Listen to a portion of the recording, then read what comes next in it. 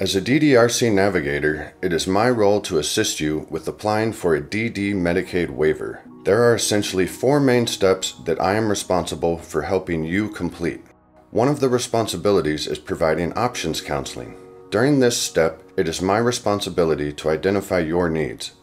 This is done through what is called a person-centered intake, or PCI for short. During the PCI, we will discuss and gather information regarding demographics, level of care, and what services and waivers you may potentially be eligible to receive. Another responsibility I have is to help you understand the developmental disability waiver eligibility criteria, the application process, assist you in submitting a developmental disability determination application to the state, assist you with being placed on the Developmental Disabilities Registry or the wait list, and what to expect after being drawn for a waiver.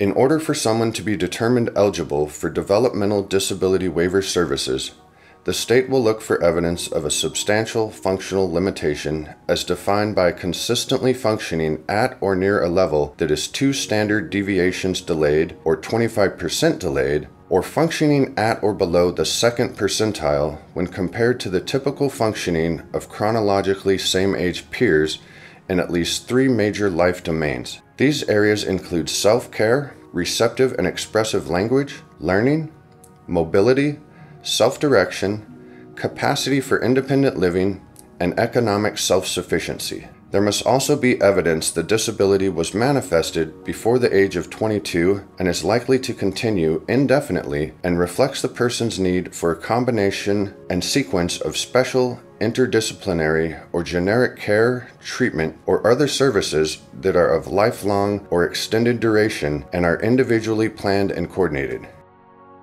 There are many documents that are acceptable to submit that provide the above listed information.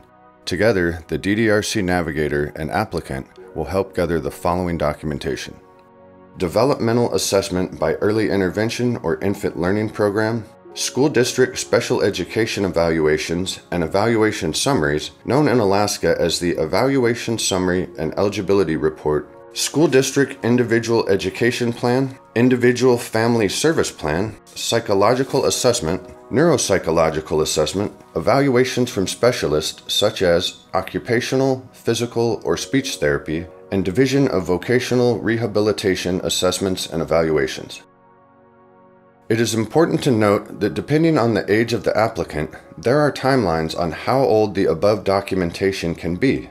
For applicants younger than 7, all assessments must be within the past 12 months of applying. For applicants aged 7 to 18, assessments must be within the past 36 months. For applicants older than 18, you will need the most recent assessment available.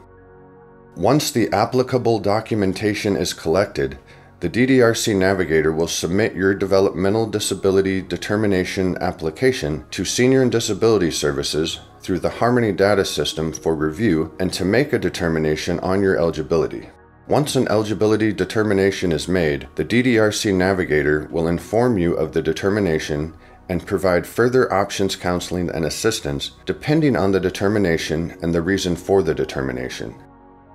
If developmental disability eligibility is approved, the next responsibility the DDRC navigator has is to assist you in completing a developmental disability registration and review form. This is a form that asks questions regarding community participation concerns, living situation concerns, caregiver concerns, and service needs. Once this form is submitted and reviewed by Senior and Disability Services, the applicant will be placed on the registry to be drawn for a developmental disability Medicaid waiver.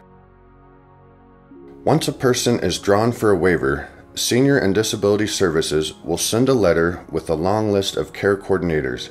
However, this list may not be up to date with which care coordinators are accepting new applicants. If you need help finding a care coordinator, a DDRC navigator should be able to connect you with the care coordinator by using various networks they may be connected with.